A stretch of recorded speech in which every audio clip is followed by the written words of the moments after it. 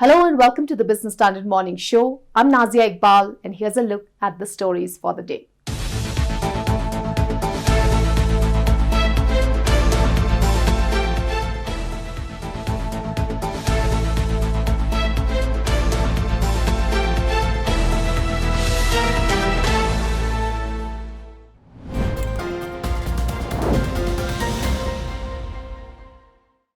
What the world needs now is people who see healthcare a little bit differently. Because seeing a healthier world isn't far in the future. We're building it now. GE, building a world that works. The government on Wednesday morning set the rollout of 5G services in India in motion by giving a nod to conduct spectrum auction from July 26. And brushing aside the concerns of telcos, the Union Cabinet led by Prime Minister Narendra Modi sanctioned direct allocation of airwaves to enterprises, giving them the right to operate private 5G networks. It also didn't heed to another demand of telcos to slash the reserve price of airwaves by 90% from the 2018 levels. So how will all this impact the rollout of 5G, telcos and Industry 4.0? In today's segment, we seek to answer these questions.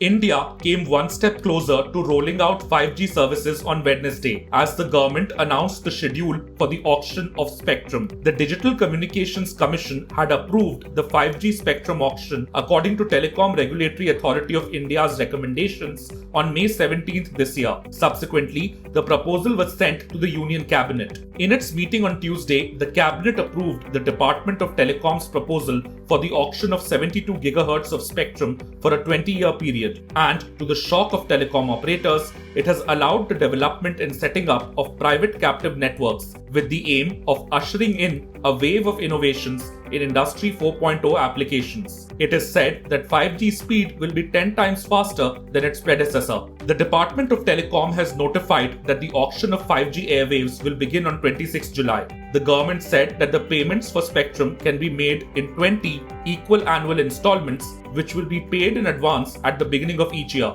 The government said that this is expected to significantly ease cash flow requirements and lower the cost of doing business in the sector. The bidders will also be given the option to surrender the spectrum after 10 years with no future liabilities with respect to balance installments. In what appears to be a setback for telcos, the Notice Inviting Application or NIA issued on Wednesday showed that the Cabinet has left the reserve price of 5G airwaves unchanged. In May, the Digital Communications Commission had approved the auction of 5G airwaves. Mobile service providers had asked for a 90% cut in the base price. However, accepting the suggestion of the Telecom Regulatory Authority of India, it only recommended a 36% reduction. However, there was one piece of good news for telcos. Prashant Singhal, the EY Global TMT Emerging Markets leader, said that one of the key highlights of the 2022 Spectrum Auction NIA was abolishing the Spectrum Usage Charges or SUC for this auction. Singhal explained that at present, the SUC paid by operators varied between 3 to 5% of the adjusted gross revenue depending on the year of acquisition. Thus, according to him, the 0% SUC would be a welcome relief to operators and enable a faster 5G rollout. Another setback for the telcos was the government move to allow private networks. Leading up to the cabinet nod, telcos had opposed any move to set aside spectrum for captive private networks at an administered price. On the other side of the fence were the likes of the Tatas, ITC and the Broadband India Forum, which had argued that assigning spectrum directly to enterprises was the only way to enable Industry 4.0. The Cellular Operators Association of India, or COAI for short, had recently sent a letter to Communications Minister Ashwini Vaishnaw. The letter said that there would be no business case for rollout of 5G networks by telcos if captive private 5G networks were to be permitted. COAI is the apex body of telecom operators with Reliance Jio, Bharti Airtel and Vodafone Idea as its key members. The COAI letter also said that in regions where 5G had been rolled out, there had hardly been any gains in revenue from the retail segment. Instead, revenue and efficiency enhancement could only happen in the enterprise segment. Telcos have argued that based on global trends, 40% of the revenues from 5G come from the enterprise segment. I agree with you that the demand for the players, the demand of the players, which was really a 90% reduction in the cost, has not happened. And probably the government also weighed its maths around that piece. But to offset that, I think the government has done a couple of things. One is they've said that you can actually pay it over the next 20 years at the beginning of the year. So I think from that perspective, the cash flows significantly get adjusted for the operators, which has obviously been a sore throat for all of them. Number two, the government is also giving a leeway that you can actually surrender the spectrum after 10 years without any penalty. So two things which will definitely help the operators to manage their cash flows. Obviously, the government has rolled out spectrum in all the three bands. If the prices would have dropped, I think we would have seen a lot more participation in the C band. But I think now what's going to happen is that the operators are going to weigh their strategies in terms of the C band, whether it's going to be metros, whether it's going to be A cities. I think that's where they'll probably pick up the spectrum earlier and then look at how the auctions go for picking up spectrum in the larger domain of things. But I think very bullish on this. All the operators, all the three operators will pick up spectrum in this forthcoming auctions. So I think 90% reduction in the auction price or the base price was, I think, too much to ask for. I agree with you that the auctions will be slightly muted. More so because the business cases globally haven't come up so strongly. Even if the operator, even if the DOT finally decides to give away spectrum to private networks administratively, I think one of the critical reasons for that is that the government wants to keep a step ahead in terms of building up the use cases on Industry 4.0, whether it is in terms of healthcare, whether it is in terms of education, whether it is in terms of automotive space, etc. So I think the government also wants to kind of project to the world that we are a step ahead when it comes to really building up a lot of use cases, and that could really get pushed if you actually give an allocation administratively. So I think in both ways, I don't think it's going to have any impact really on the auctions, because if it is going to get done administratively, the operators will bid keeping that in mind. And I don't think there's an overlap between what the operators want to do and what the private networks want to do. So I think this thing will get settled over a period of time as we get closer to the auctions. On Wednesday, the Broadband India Forum hailed the Cabinet's decision to enable private 5G networks as a step that would give a boost to Digital India. It noted that all the four methods of allocating spectrum for private 5G networks, as recommended by TRAI, including the option of enterprises obtaining spectrum directly from the DOT, have been permitted. Thus, the forum said that enterprises would be able to develop private 5G networks for specialized captive use and march towards Industry 4.0. It added that private networks would further provide an additional source of revenue for the government through the license fees and administrative costs paid for the spectrum allocated to them. With 5G for private enterprises, say for a Maruti Udyam or a Toyota or any manufacturing unit, I think we would be there among the topmost players in the world. So that's very, very important. But we should go beyond manufacturing. 5G private enterprises will embrace other areas like logistics hubs. For example, the efficiency of our transportation, the efficiency of our seaports. For example, seaports, we have done our modeling by a projection on the JNPT, which is our largest seaport. If we had 5G network, we could have an improvement in the return on investment by 138%. That is humongous. Similarly, if you do the same for Chennai PT, you will again get about 70-80% improvement in return on efficiency. So these are all very easily realizable, whether it is seaport or airport.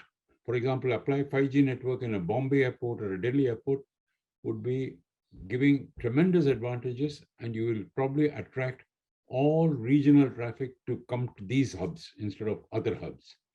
So it's going to be a big, big thing for India in terms of manufacturing, in terms of logistics, in terms of agriculture. On the balance of things, it appears that telcos lost out on some key demands. However, they were also provided some measure of relief. This leaves us with one key question. Will the telcos reassess their previous stand that captive private networks would do away with their business case for 5G?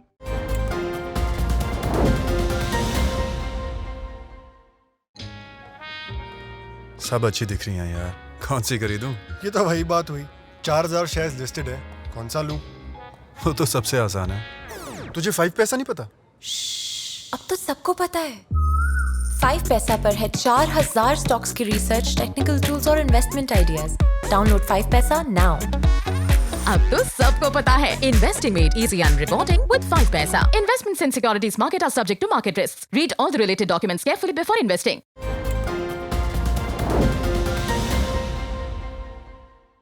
The wind of change is not just blowing through the country's airwaves, it is breezing past the Indian armed forces too. The government on Tuesday unveiled a new scheme to recruit soldiers across the 3 services. Under the Agnipath scheme, around 45,000 soldiers will be recruited every year. Of them, only 25% will be retained after 4 years of service. The move is likely to bring down the pension budget of the army, and the freed fund may be diverted for its modernization. But the scheme is also drawing some criticism. Our next report offers both the sides of argument.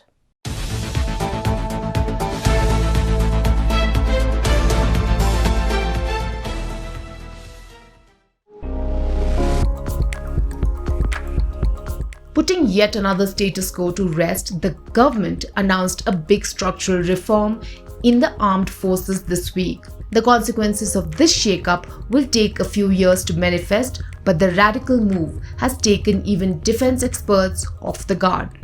On Tuesday afternoon, fresh from a meeting of Cabinet Committee on Security, which was led by Prime Minister Narendra Modi, a beaming Rajnath Singh dwelled into the details of the project before media persons. He was flanked by Chief of 3 services, who head the world's second largest standing defense force. Under the scheme named Agnipath, Defense Minister Singh said that patriotic and motivated youth will be given the chance to serve the 3 forces for a brief period of 4 years. Starting this year, about 45,000 youths between the age of 17.5 and 21 years will be recruited. They will almost hit the ground running after a basic training of 6 months. After completion of their 4 years of service, 25% of the Agniveers will be selected for regular cadre, where they will serve for another 15 years before retiring with pension and other benefits. The remaining 75% Agniveers will be demobilized with an exit package of about 12 lakh and a certificate. About half of the exit package money will come from their own contributions as a portion from their salary, which will be between 30,000 rupees to 40,000 rupees. Those who join the services after class 10 will get the certificate of 12th standard after the job completion. But they will not be entitled to any pension or other post-retirement perks which regular soldiers avail. Currently, there are about 1.4 million personnel on active duty. In their first year, Agniveers will be paid a customized package of 30,000 rupees per month, rising incrementally each year to 40,000 rupees in the 4th year. In addition, they will be paid risk and hardship allowances on a par with the 3 services. Throughout their service, 30% of their salary, a sum of 9,000 rupees per month in the first year, rising incrementally to 12,000 rupees per month in the 4th year, will go into Agniveer Corpus Fund. In this year's union budget, India allocated 5.25 trillion rupees for military spending. And in this, 1.19 trillion rupees went towards paying the pensions of ex-servicemen. According to experts, over 70% of the defense expenditure goes into salary and pension. As of 2020, India has about 32 lakh defense pensioners, and every year this number goes up by 55,000. It leaves little room for the army to spend on capital expenditure, including buying of big-ticket weapons, modern military systems, fighter jets, etc. The disparity between what is being spent in revenue expenditure, which goes into the running expenses, including salary, and what is spent on modernization expenditure, which is the capex expenditure, has been something that the army has been very worried about. The army, for example, spends up to 75% of its overall budget on salaries, 65 to 75% just on salaries and pensions. Whereas the other two services, which are more sort of equipment oriented, they spend a little less, but there's still overall a worrying trend that too much is being spent on salaries, and we should be spending more on modernization instead. Now, when you have a scheme like Agnipath, the aim of the scheme is to get cheaper manpower so that you spend a more sort of a larger percentage of the overall service budget on modernization and equipment. When they are recruiting, as they plan to do under the Agnipath scheme, 46,000 soldiers per year. That means that the salaries of about 46,000 soldiers are being paid at the cheaper scale of volunteer service, rather than the sort of higher scales that are being paid to full-time soldiers. So to that extent, they are saving a fair amount of money on salaries by paying 46,000 people at a lower scale.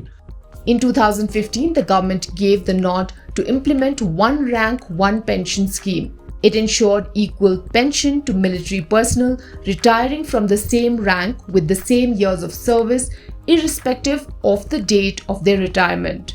The then Defence Minister Manohar Parrikar had said that it added a huge fiscal burden on the state. So through the Agnipath scheme, the government obviously wants to cut the pension budget in the long run. Another benefit of the scheme cited by the government was that it will bring down the average age of the army. India has the world's largest youth population. About 40% are between 13 to 35 years. Rajnath Singh said that with the scheme, the average age of soldiers will gradually come down to 24 to 26 years from the existing 36. But the scheme drove a wedge between defense experts. Some are favoring it, while others saying that it may hit the combat effectiveness of the armed forces. Initially, the quality of manpower might start going down a little, because a normal recruit would be trained for about a year before he is sent from the training centers to the combat units.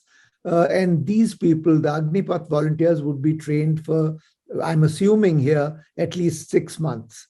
So there would be that difference, a recruit who has been trained for 1 year compared to a recruit who's been trained under the Agnipath scheme for just 6 months. But as they remain in service, as they spend a year or two in service, and then that service is in combat units, I hope, they would sort of quickly make up in battle skills and in sort of their ability to handle weapons and so on.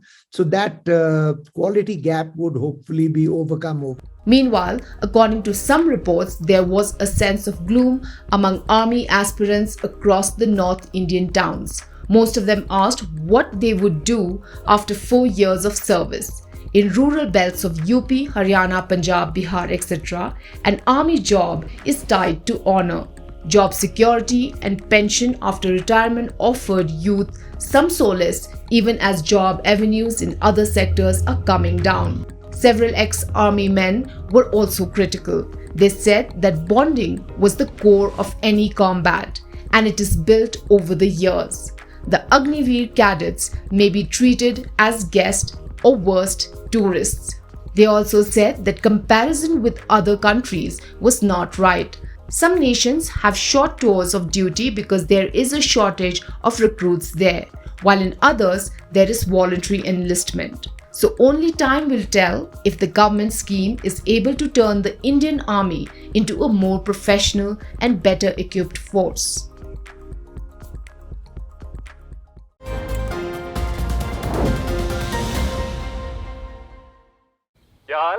मत पूछ यार फिर से stocks में फंस गया। तो stocks के साथ बॉन्ड्स, इंश्योरेंस, गोल्ड में बैलेंस कर। इसमें बहुत तामझाम है। तुझे 5 पैसा नहीं पता? अब तो सबको पता है।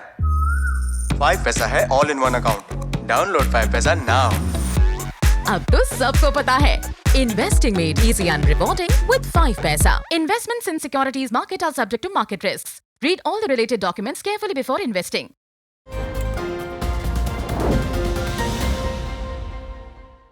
It is not just the Indian army, but countries all over the world are trying to cut the extra flab as inflation soars past comfort level. The US Federal Reserve announced its second consecutive rate hike last night, while the Reserve Bank of India pushed up the repo rate last week. Rising interest rates, along with elevated raw material costs, are hitting the building material sector hard. Our next report tells about the near-term sore points for related industries and how should investors play the theme.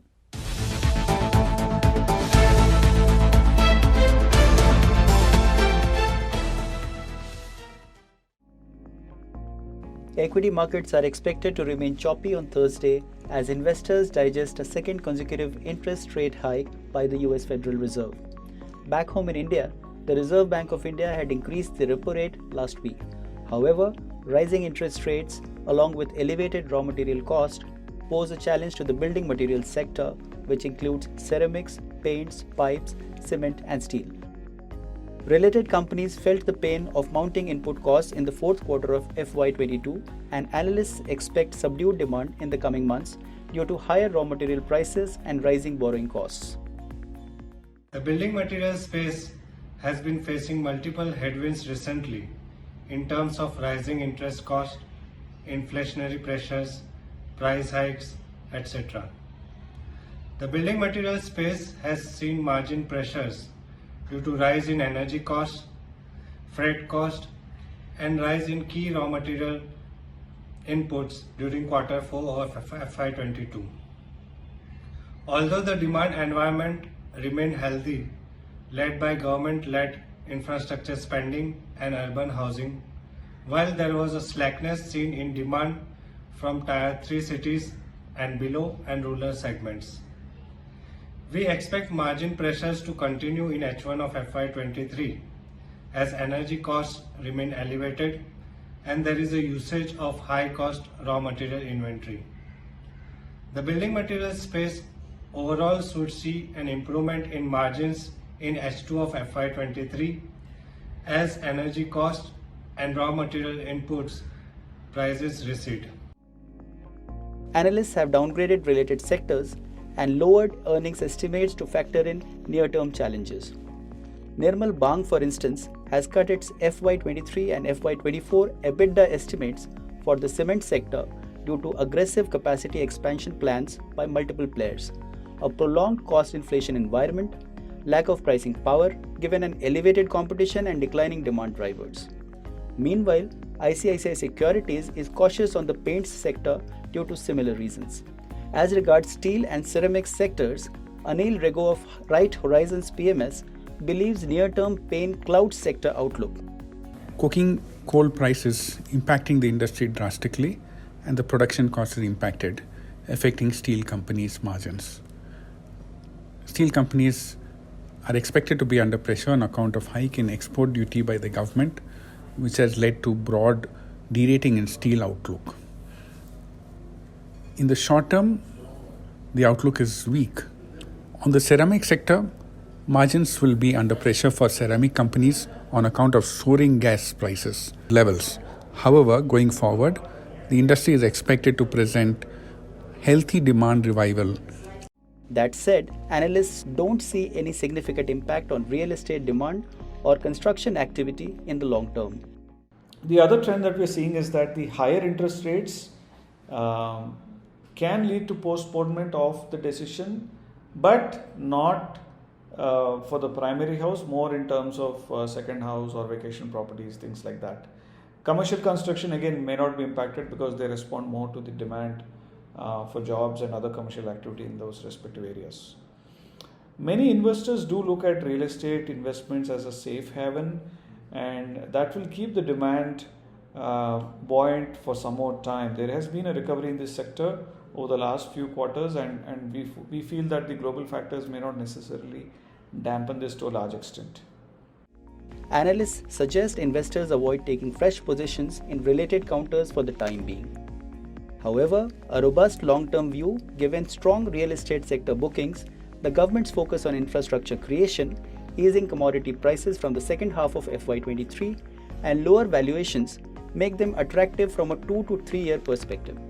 Brokerages are bullish on Ultratech Cement, Asian Paints, Kajaria Ceramics, Century Plywood, Greenply Industries, and APL Apollo Tubes.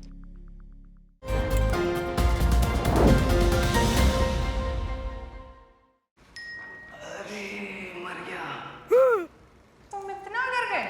अब क्या किया? Shares में trading. तुम्हें 5 पैसा नहीं पता? ओए, अब तो सबको पता है।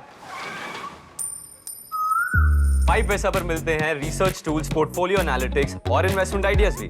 डाउनलोड 5 पैसा नाउ। अब तो सबको पता है Investing made easy and rewarding with 5 paisa. Investments in securities market are subject to market risks. Read all the related documents carefully before investing.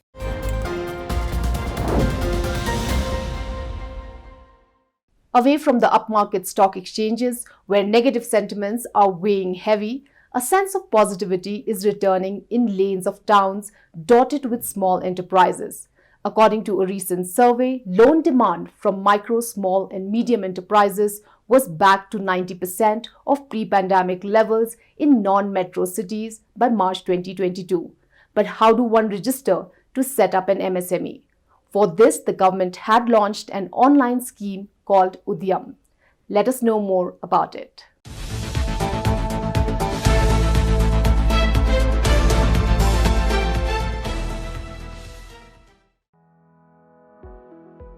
Udyam is an online system for registering micro, small and medium enterprises launched by the Union MSME Ministry on 1st of July 2020. The government had also revised the definition of MSMEs from the same date. More than 88 lakh MSMEs have successfully registered themselves to date through the Udyam registration portal.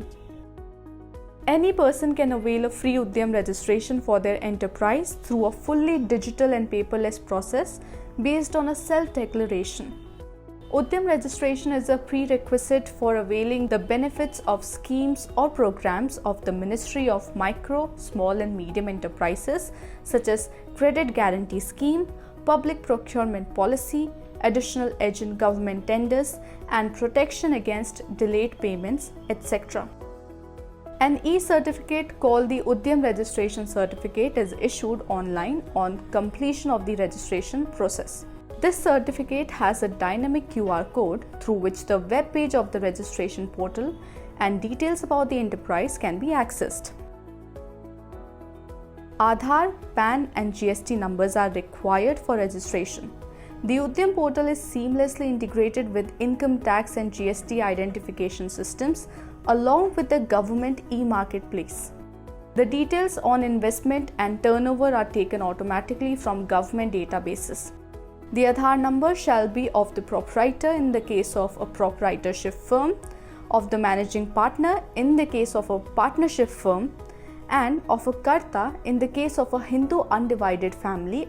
In case of a company or a limited liability partnership or a cooperative society or a society or a trust, the organization or its authorized signatory shall provide its GST number and PAN along with the Aadhaar number. Misrepresents or attempts to suppress the self-declared facts and figures appearing in the Udyam registration or updating process is liable to penalty under Section 27 of the Micro, Small and Medium Enterprises Development Act 2006. No enterprise is allowed to file for more than one Udyam registration.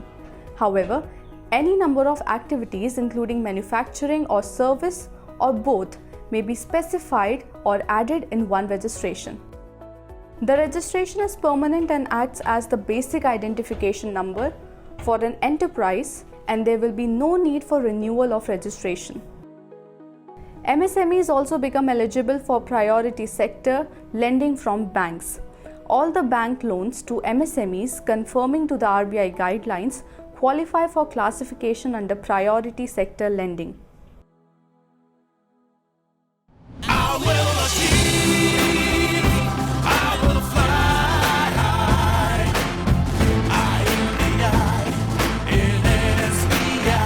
I'm backed by the nation's trusted bank, SBI, the banker to every Indian. About 72% of the MSMEs surveyed by Neo Growth have experienced growth in business since March 2020. Well, that's all we have for you today. We will be back with more news and analysis in our next episode. Stay tuned. Thank you for watching.